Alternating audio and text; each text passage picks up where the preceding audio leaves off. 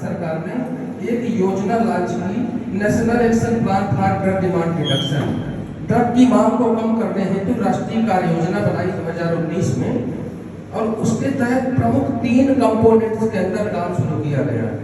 एक capacity building, दूसरा preventive education and awareness generation, तीसरा treatment and rehabilitation.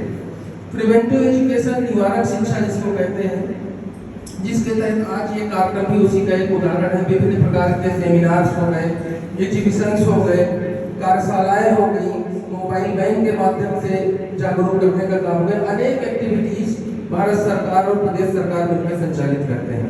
Capacity building के तहत विभिन्न प्रकार के ट्रेनिंग प्रोग्राम्स का आयोजन मद्य निषेध विभाग के माध्यम से पूर्व में भी किया गया है, भविष्य में भी किया जाना प्रस्तावित है, जिसमें शैक्षिक संगठनों के प्रतिनिधि, शिक्षण संस्थानों के शिक्षकगण एवं विभिन्न स्वयंसेवी कार्यों से जुड़े हुए लोग और विभिन्न विभागों के प्रतिनिधि, इन लोगों को कैपेसिटी बिल्डिंग के तहत नशा मुक्त अभियान के तहत जोड़ा जाना है, ताकि अपने अपने कार्य क्षेत्र में जाकर के ये नशा मुक्त अभियान का प्रचार प्रसार करें और लोगों को जागरूक करें। और ट्रीटमेंट, तीसरा जो कंपोनेंट है ट्रीटमेंट एंड रिहेबिलिटेशन, इसके तहत ऐसे लोग जिनको चिकित्सकीय उपचार की जरूरत है, उनके लिए नशा मुक्ति केंद्रों की स्थापना की गई है। वर्तमान में नशा मुक्ति केंद्र 4-5 प्रकार के चलते हैं। एक सामान्य चलता है integrated rehabilitation centre for addicts, नशा मुक्ति एवं पुनर्वास केंद्र, जिसमें साइंटिफिक रूप से 1 महीने की उपचार की प्रक्रिया होती है। मरीजों को भर्ती रखा जाता है। जो शासकीय सेंटर है उसमें निःशुल्क उपचार की व्यवस्था है। एक दूसरा सेंटर है जो कुछ जनपदों में, 19 जनपदों में खुला है, district de addiction centre, DDAC नाम से।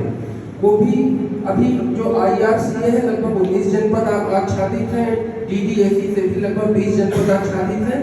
और एक योजना है ODIC outreach and dropping centre, एक है community based peer led intervention. Community based peer led intervention नाबालिग बच्चों के लिए है, ताकि वो नशे का शिकार होने ही ना पाए। इसके लिए काउंसलिंग सेंटर जैसे रूप में ग्रुप बना करके काम किया जाता है। वो भी हालांकि अभी काफी अत्यल्प संख्या में प्रदेश में है, लेकिन DDAC में ODIC, CPLI और IRCA तीनों का एक कैंपस में सेवाएं देने का काम प्रारंभ हुआ है। धीरे धीरे समस्त जनपदों को आच्छादित करने का काम किया जा रहा है सरकार द्वारा। तो ये तो सरकारी प्रयासों की बात हो रही है। अब इस समस्या से किस कारण से होता है ये भी हम जानते हैं। अनेक प्रकार के सामाजिक पारिवारिक कारण हैं। इसके परिणामों पर भी नजर डालें तो व्यक्ति स्वयं को तो प्रभावित करता ही है, उसका परिवार भी पूरी तरीके से विघटित हो जाता है और राष्ट्र को भी जितनी उत्पादकता के साथ उसको अपना कर्म योग करना चाहिए वो काम करता नहीं।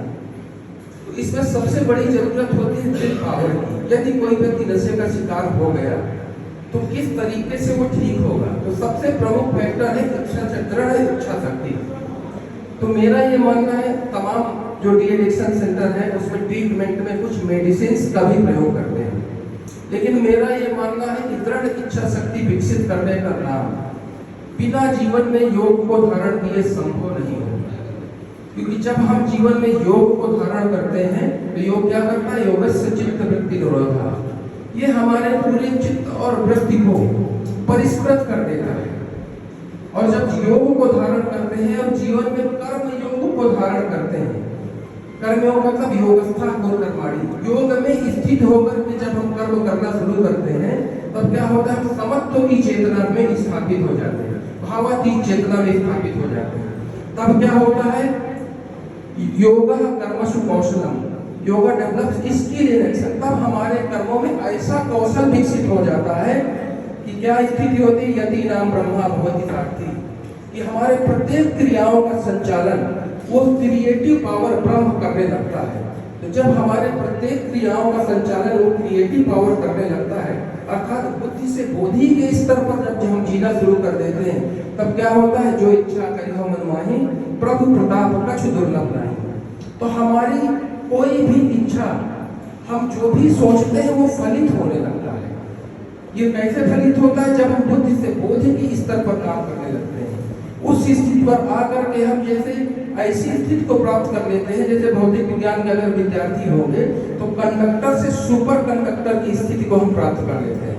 तो जब हम कंडक्टर से सुपर कंडक्टर की स्थिति में प्राप्त हो जाते हैं, तो हम समाज में किसी भी प्रतिकूल स्थिति में रहेंगे तो हम उन प्रतिकूलताओं से मुक्त रहते हुए हम अपने सद्गुणों के साथ ही काम करेंगे।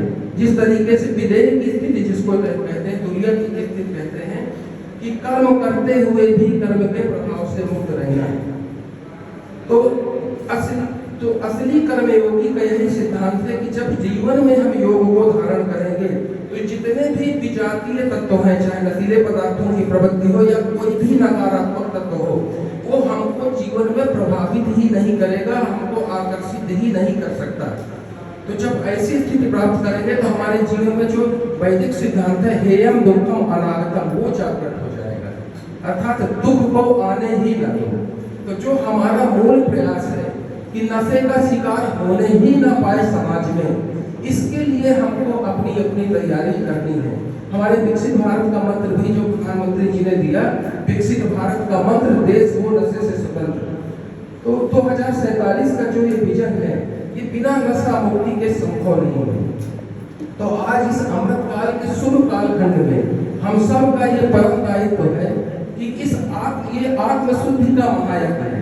इस आत्मशुद्धि के महायज्ञ में हम सब स्वयं की व्यक्तिगत जिम्मेदारी समझते हुए हम अपनी अपनी भूमिका का योगदान करते हुए एक से अनेक की संख्या का निर्माण करें, तो निश्चित रूप से ये 2047 का, उसके पहले भी ये नशा मुक्त अभियान की हम लोग पूर्ति कर पाएंगे, इस लक्ष्य को प्राप्त कर पाएंगे। जय हिंद, जय भारत।